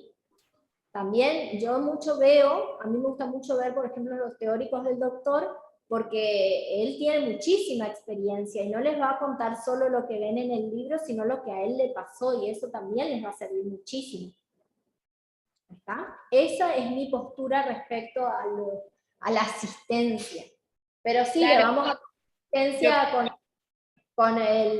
con las, ¿cómo se dice? Con los trabajos que presenten en la plataforma para TP, y en el teórico sé que Bedelia les toma la asistencia. Claro, porque por ejemplo me acaba de pasar que yo estuve todas las clases de farmacología y Bedelia me bajó la asistencia. Y por ejemplo eso no sé cómo nos perjudica a nosotros si ellos tampoco no tienen constancia de que estuvimos, no. O sea, yo creo que se graba todo y es como que me parece falta de respeto hacia nosotros, que nos perjudiquen ellos. Y de última no busquen una modalidad de decir, bueno, chicos, pongan asistencia cuando entran o cuando salen, que busquen la forma, porque ahora, por ejemplo, no sé cómo me perjudica eso a mí. La constatación para la cátedra de microbiología, ¿sí? Para que ustedes lleguen a la era, es que tengan como promedio 6 en los parcialitos que se dan los lunes, y la entrega de los trabajos prácticos. ¿Sí? Con eso me parece que somos justos para todos.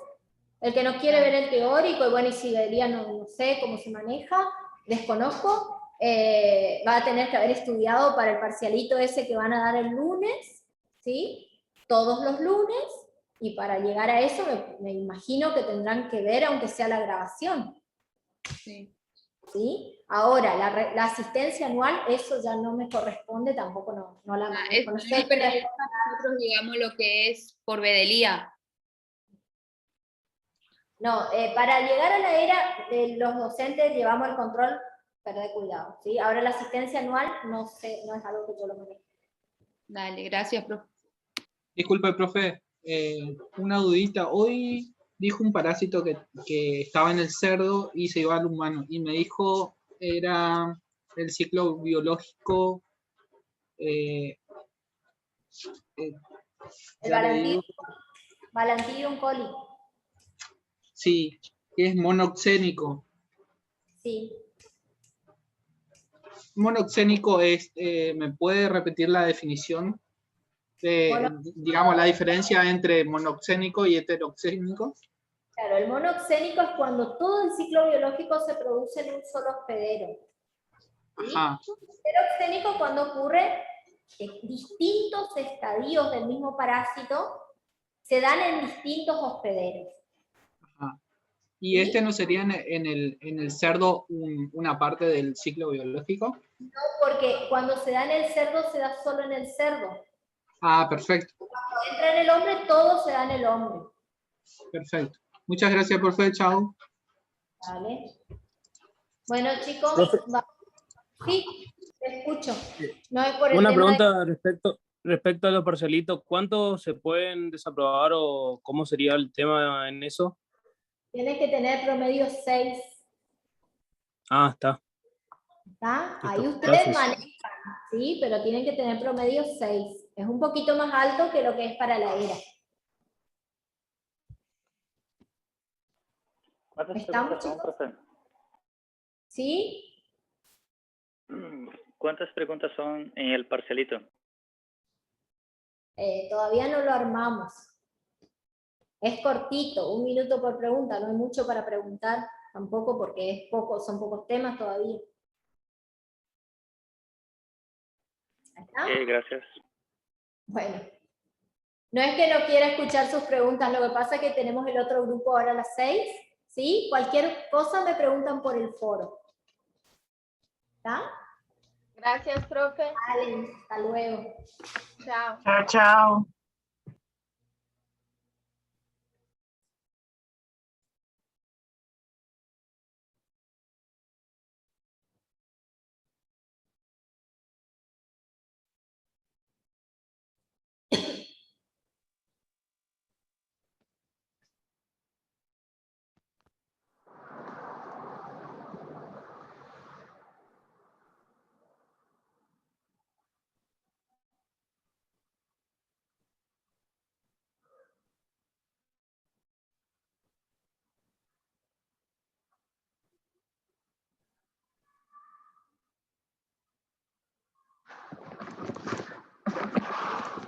Profe, ¿se fue? ¿Qué? No me fui todavía, ¿qué pasó? Quería consultarle por los chicos que están rindiendo en las materias todavía de tercero. Vale, Una vez que rindan todo, ¿cómo quedaría? Bueno, lo que pasa con los chicos que están todavía rindiendo materias en la mesa de marzo, ustedes saben que cuando rinden la mesa de marzo es una última oportunidad que se les da, pero que ingresan con las materias empezadas. O sea, la asistencia, si se toma asistencia, se entregan trabajos con una fecha, ese trabajo es ausente. Y el parcialito que no se dio es un parcialito que está desaprobado. Tiene un 0. ¿Sí? Pero eso Pero influye. ustedes saben en las condiciones que ingresan cuando rinden en marzo. Yo entiendo que sé qué pasa, porque hay muchos que están rindiendo bioquímica todavía, pero bueno, esa es la condición. Se les da una mesa en marzo, pero bueno, ya ingresan en desventaja con respecto a los otros. ¿Entienden? ¿Sí? Entonces, gracias. Chao, hasta luego.